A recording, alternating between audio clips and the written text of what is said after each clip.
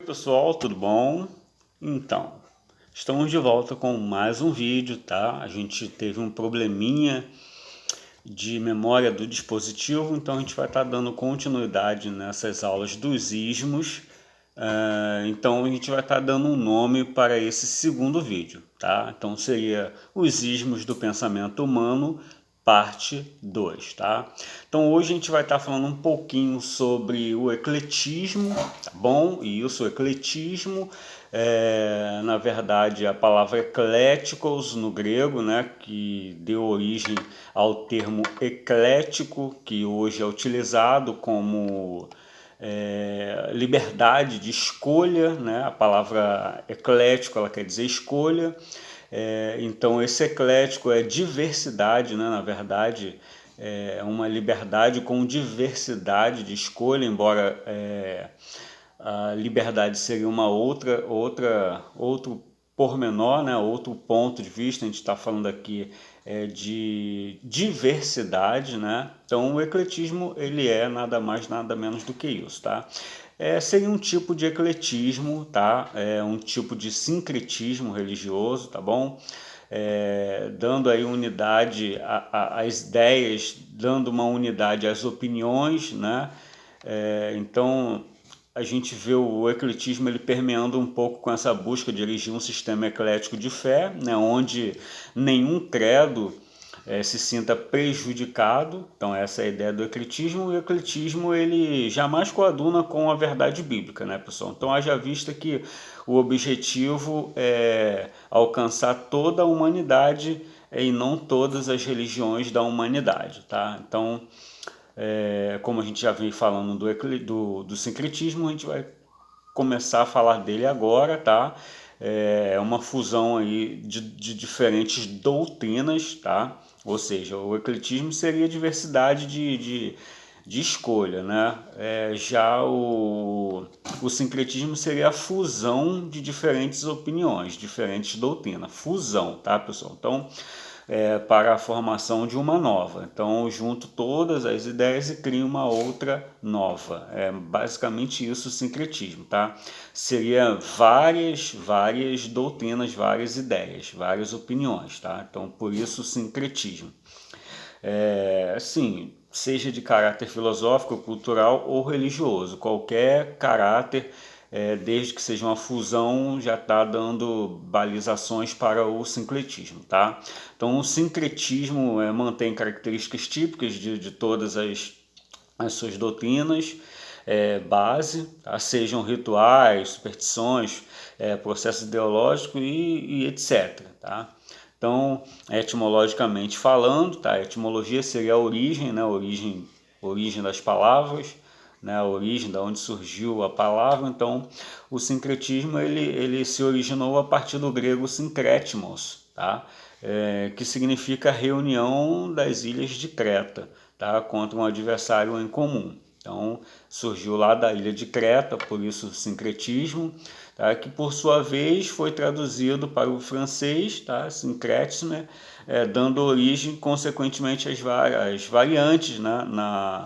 na língua portuguesa. Então, o processo de sincretismo está intrinsecamente ligado, né? Intrinsecamente seria que está preso, né? Está arraigado, né? Enraizado as relações de comunicações entre grupos sociais heterogêneos. Tá bom, pessoal? Então, ou seja, com diferentes culturas, costumes e tradições, quando ocorre o contato e se desenvolve um convívio entre este grupo distinto, surgem adaptações. Então, cada um vai se adaptando, né? Vai se adaptando nos vários aspectos culturais, fazendo com que um grupo absorva o sistema de crença do outro. Então, vamos dar um exemplo aqui. Eu e você, cada um com uma ideia, a gente se une, né? Forma-se um sincretismo, a minha ideia com a sua, e daqui a pouco a gente se adapta, né? Com os moldes aí das suas ideias, com as minhas ideias, e formou aí um sincretismo, tá? Um sincretismo religioso. O processo de sincretismo mais conhecido e mais estudado é o sincretismo religioso, tá?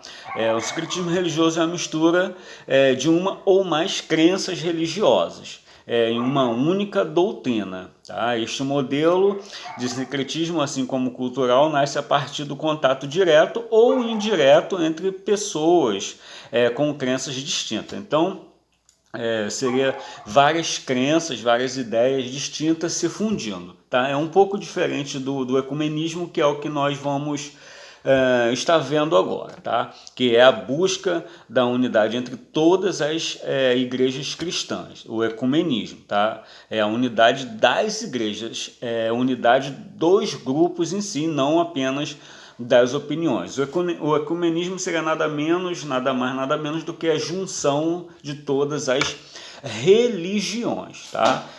Não é só de todas as igrejas, tá? Então é um processo de entendimento que reconhece e respeita a diversidade entre as igrejas ou entre as religiões. A ideia de ecumenismo é exatamente reunir o mundo cristão ou o mundo religioso. Tá? Eu quero enfatizar isso porque a gente não pode ficar restrito só à questão do cristianismo em si. Tá? Na prática, porém, o movimento compreende diversas religiões, inclusive aquela não cristã, como eu já tenho falado alhures.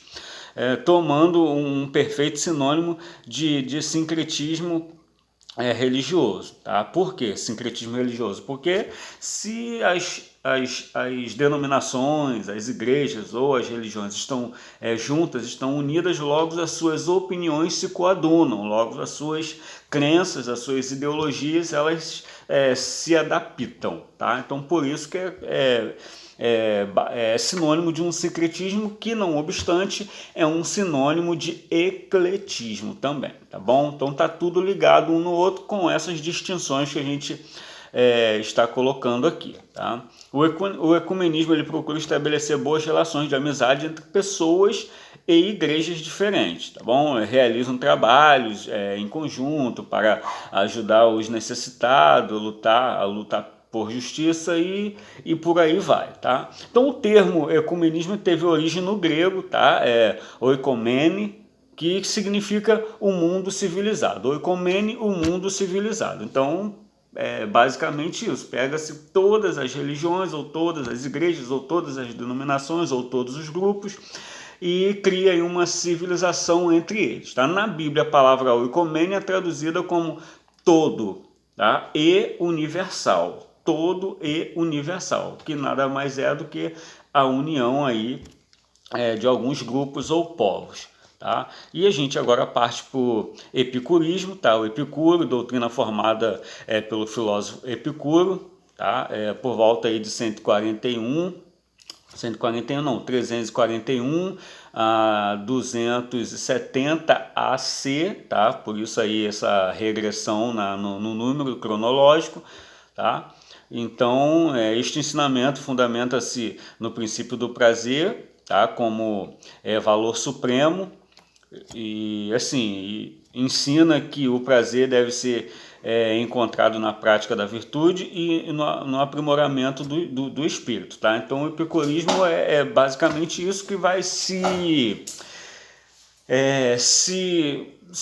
unir, vai ter uma relação, vai ter uma relação com o hedonismo, haja visto que o hedonismo é um outro pormenor que a gente vai verificar daqui a pouco, tá? Mas assim, fundamenta-se no princípio do prazer como valor supremo, tá? Isso é importante. Tá? Muito importante, isto é, ensina que o prazer deve ser encontrado na prática da vida e no aprimoramento do espírito. Então o prazer ele tem uma finalidade, ele tem uma fundamentação aí dentro desses pormenores, tá? Então a essência dessa filosofia é a seguinte, tá? Aceita todo o prazer.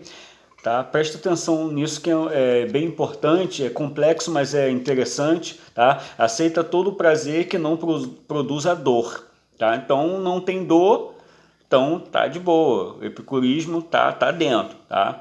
Evitar toda a dor que não produza prazer. Então, evitar toda a dor. Tá? Se tem prazer na dor, de boa. Tá? Evitar o prazer que impeça um prazer ainda maior ou que produza uma dor maior que este prazer. Tá? Então, se o prazer ele evita ter um outro prazer, então tá fora. É prazer nos extremos, tá? Essa é a ideia. E assim, suportar a dor que afaste uma dor ainda maior ou que assegure um prazer maior ainda. Então tem que evitar a dor de qualquer forma, tá? Tem que evitar a dor que afaste uma dor ainda maior, tá? Então não sei se você está entendendo, vai evitar a dor que produz uma dor ainda maior. É como se essa dor comparada com essa que é maior, essa dor que é menor ainda é relevante, mas tem que evitar essa dor, tá? Tem que evitar essa dor para que não chegue nessa dor maior, tá? Resumindo aqui e repetindo, é a busca do prazer supremo, tá, pessoal? Então, isso é legal, interessante pensar. Por prazer, entende a satisfação do espírito, proveniente do corpo e alma, são tá? E nunca de Deus. Buscar o prazer e a satisfação apenas na saúde ou no intelecto e não ter desejo de encontrar a verdadeira fonte da felicidade. Então, contudo, não se deve confundir o epicurismo com o hedonismo, como eu já venho tratando aqui com os senhores. Então, o epicurismo é uma coisa, hedonismo é outra. O hedonismo a gente vai ver agora e eu quero que você consiga entender a diferença, tá?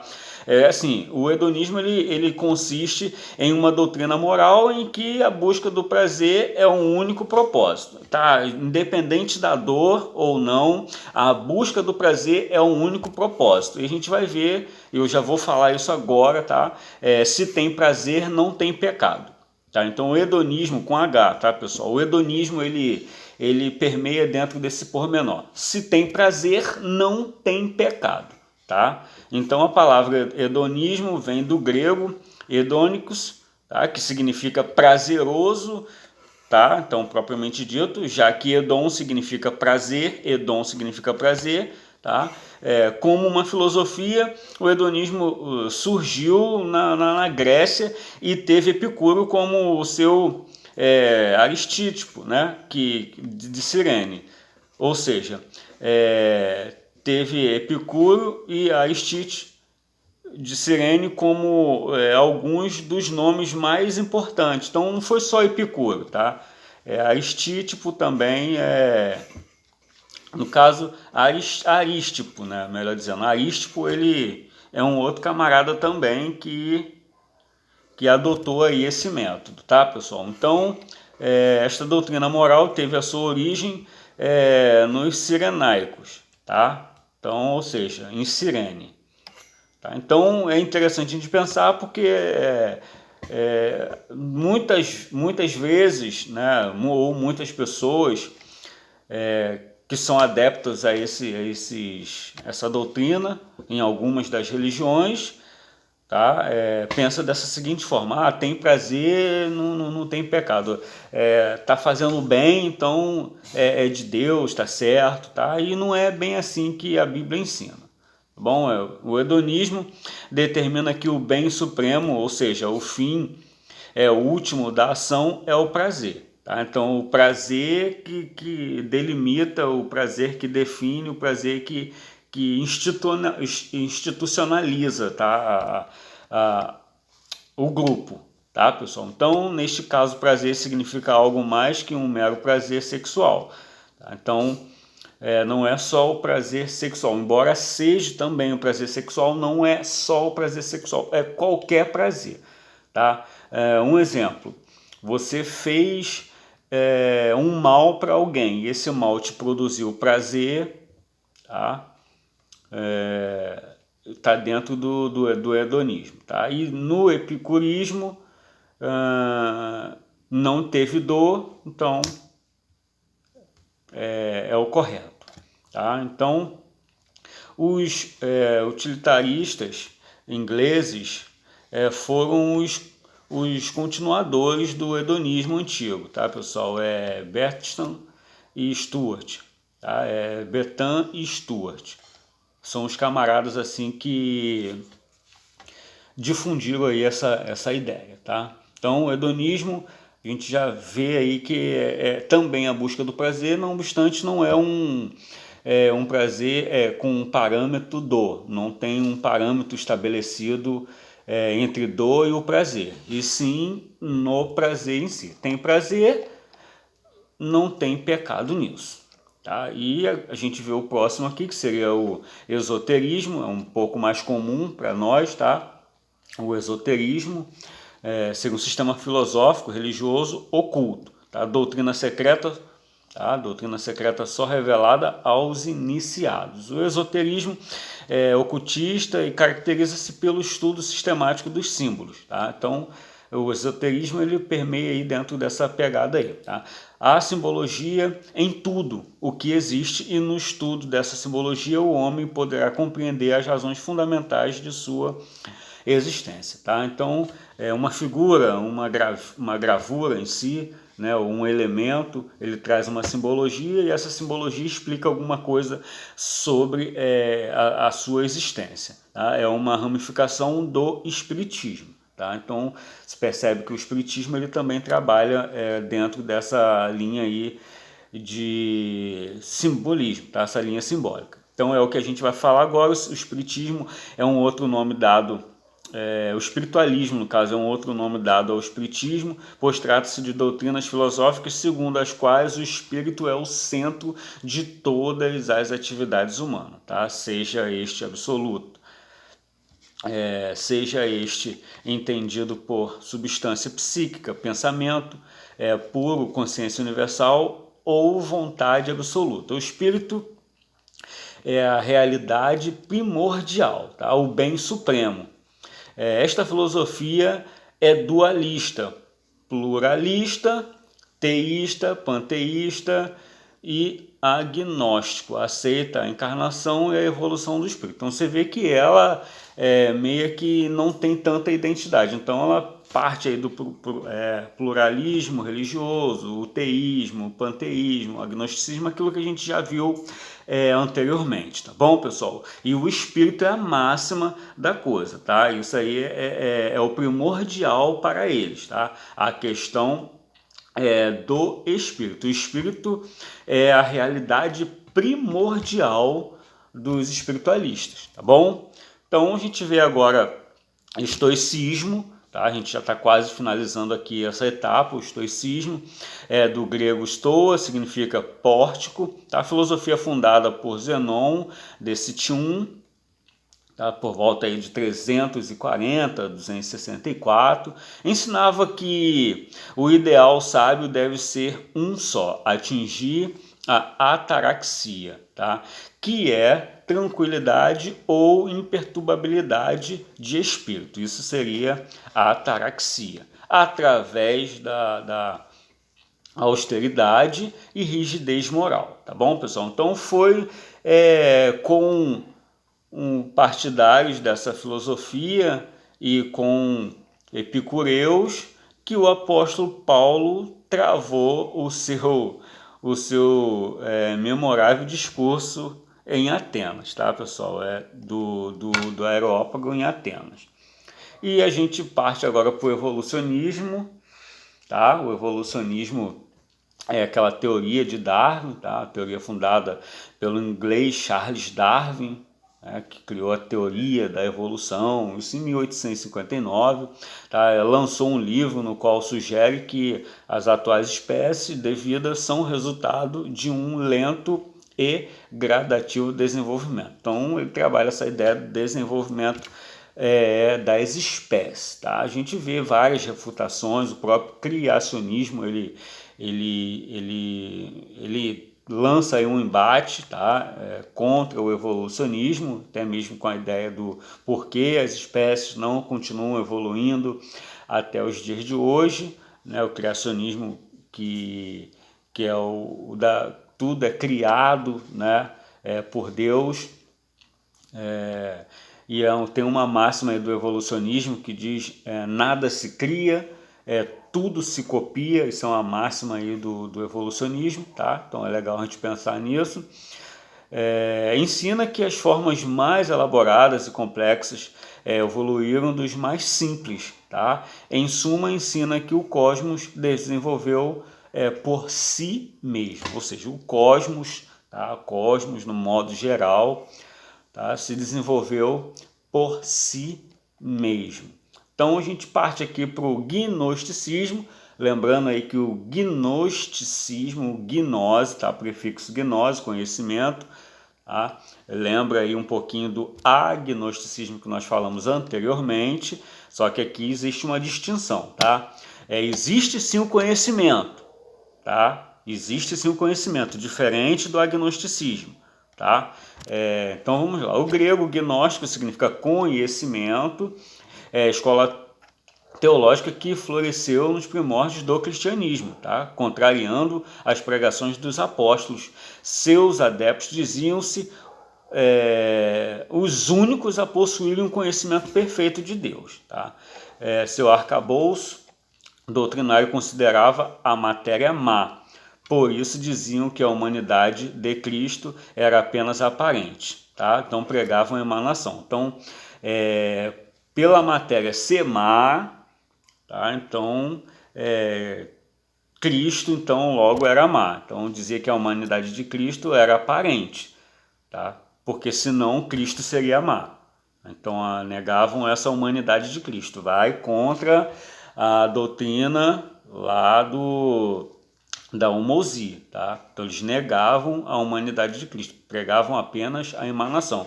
É um conhecimento? Mas é um conhecimento errôneo acerca da cristologia, tá, pessoal? Então fica aí com essa dica aí, que é diferente do agnosticismo. Tá? E agora a gente vê aqui o humanismo, tá? O humanismo é interessante também, porque é a filosofia que busca separar o homem e todo o seu relacionamento da ideia de Deus. Tá?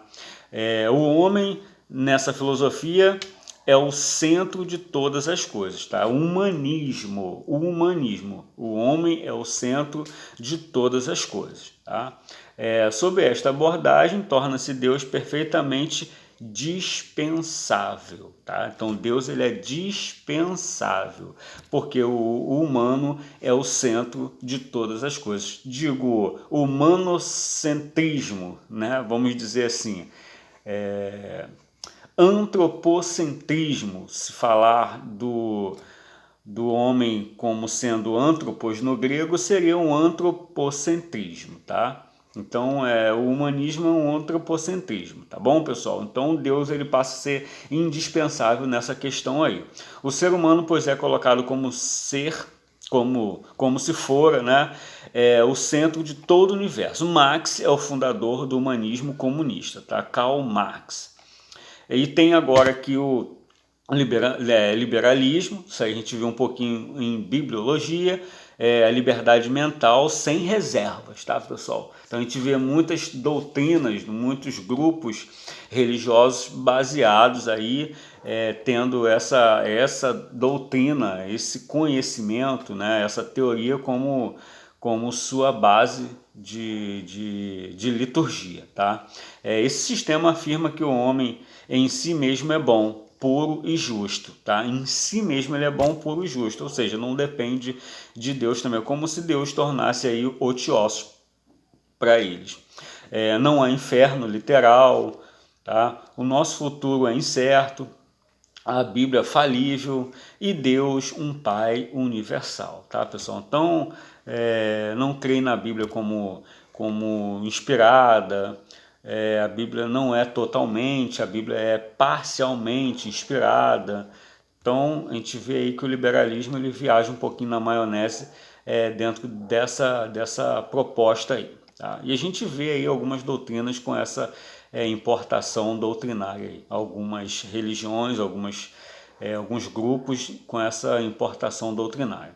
E agora a gente vê o monismo, sistema variados, tá? E contraditórios, entretanto tem uma nota comum.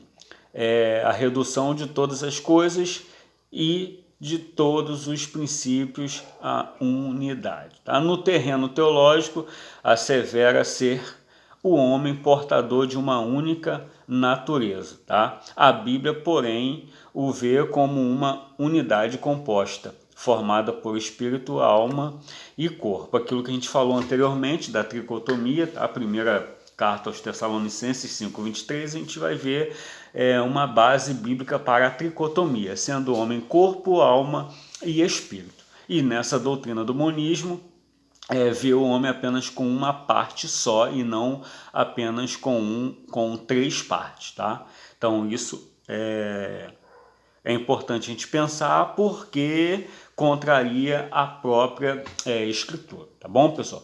Então agora a gente vê também aqui o panteísmo, né? Panteísmo, a gente falou um pouquinho dele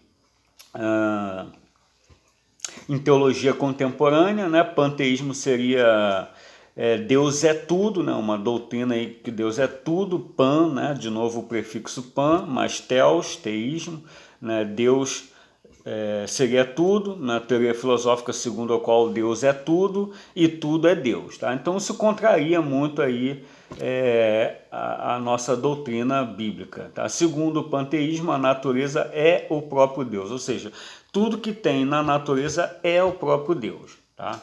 Então, sabe que blefaram aí. Né? Neste sistema não se faz distinção entre o Criador e a criatura, ou seja, eu sou Deus e Deus é Deus, então não tem distinção, tudo é a mesma coisa. Tudo que há na natureza, a árvore, os animais, tudo é Deus. Tá bom, pessoal? Então, nesse sistema não tem distinção nenhuma de Criador e de criatura. E não obstante, a gente agora vai para uma que parece que é, mas não é, tá? É a panenteísta, os panenteístas, tá? Do grupo panenteísmo, tá? Que seria o que? Deus está em tudo. Tá? Há uma heresia relacionada do panenteísmo que sugere tanto que Deus está em tudo e que tudo está em Deus. Tá bom, pessoal? Então, sabe que isso aí também é um ponto blefante, né? Tudo está em Deus, Deus é tudo, né? Tudo está em Deus e Deus é tudo. E isso aí sabe que não confere. Então, só para a gente entender melhor aqui e distinguir uma da outra, o panteísmo seria Deus é tudo e tudo é Deus, e panenteísmo seria tudo está em Deus e Deus está em tudo, digamos assim. Religião panteísta e panenteísta ou naturalista acreditam que Deus é tudo na natureza, são aspectos de um plano espiritual contínuo, tá, pessoal? Então, fica aqui essa distinção e a gente parte agora para o pietismo, tá? O pietismo é uma doutrina aí que vem do latim, uma palavra que vem do latim, piete, ou piedade, mais ismo, piete, piedade, e ismo seria aquela opção, aquela opinião, enfim. Tá? É um movimento criado por Filippo Jacobi Spener, e assim, é muito interessante também porque em relação ao que era sentido de modo geral como uma ortodoxia morta dentro do luteranismo, Spener, luterano, acreditava que muitos davam uma ênfase exagerada à pureza doutrinária e menosprezavam as emoções ou o favor evangélico. Ele se rebelou contra a noção de que o cristianismo era meramente uma questão de ter o conhecimento correto do ceticismo menor de Lutero. Ou seja, estava preocupado com a habilidade do cristianismo de tocar no coração das pessoas e fazer diferença na vida. Tá? Então a gente parte aqui para um próximo, rapidamente, que seria o pluralismo. A gente citou ele anteriormente. Não é bem uma escola de pensamentos, mas uma doutrina que aceita a existência de vários mundos ou planos habitados, oferecendo um âmbito universal para a evolução do espírito. Naturalmente, para cada mundo, um tipo de Deus. Tá? É a doutrina desposada pela filosofia espiritualista ou espírita. Para cada mundo, um tipo de Deus. A gente parte agora para o politeísmo, tá? Que seria a crença aí, em vários deuses, né? Em muitos deuses, como a gente falou anteriormente. Tá? Então a gente vai pular ela porque a gente já falou sobre ela anteriormente, mas tá, politeísmo seria a crença em vários deuses. E agora a gente parte para o positivismo, doutrina filosófica pregada por Augusto Comte entre 1798 a 1877, que foi inspirado a criar uma religião da humanidade. Tá? Em 1848 fundou a Sociedade Positivista, da qual se originou a Igreja Positivista. O positivismo religioso ensina que nada há de sobrenatural ou transcendente. Suas crenças são todas baseadas na ciência, com culto, templos e práticas litúrgicas. Tá? É o culto das coisas criadas em lugar do Criador. Tá, pessoal? E agora a gente parte para o empirismo. O empirismo a gente já vem falando também ao longo do tempo, isso, a própria teologia contemporânea, a gente traz um pouquinho dessa ideia, que seria o conhecimento produzido pela experiência, tá? Do latim empíricos, que significa experimental. Então, nada mais, nada menos do que um conhecimento produzido pela própria experiência. Tá? Doutrina filosófica ligada à teoria do conhecimento. Segundo este posicionamento, todo conhecimento adquirido pelo homem passa necessariamente pelo sentido, tá? Pelos sentidos, quer dizer, pela intuição, não tem comprovação científica, tá, pessoal? Então isso é importante a gente afirmar e ela vai contra ao racionalismo, né? Ela vai contra ao racionalismo, que é o que a gente vai ver daqui a pouco. Tá? O racionalismo ele nada mais é que um sistema filosófico que tem como critério único a verdade, tá? A demonstração racional, ou seja, precisa de uma comprovação científica. Para o racionalista, tudo o que escapa à luz natural da razão não merece ser considerado, ou seja, para o racionalista, a fé ela não é considerada, tá? Porque foge do campo da razão e parte mais para o campo do instinto, do sentido propriamente dito e da própria experiência do sujeito. Então o racionalismo ele abole essa propensão aí, tá? E agora a gente vai para o universalismo, tá? Pensamento religioso da Idade Média, que defendia a doutrina de que no final dos tempos Deus reconciliará todos os seres humanos a si, independentemente dos méritos de cada um. Tá? Então não precisa fazer nada. No final dos tempos Deus vai reconciliar todo mundo em si. Tá? Sem dúvida, essa doutrina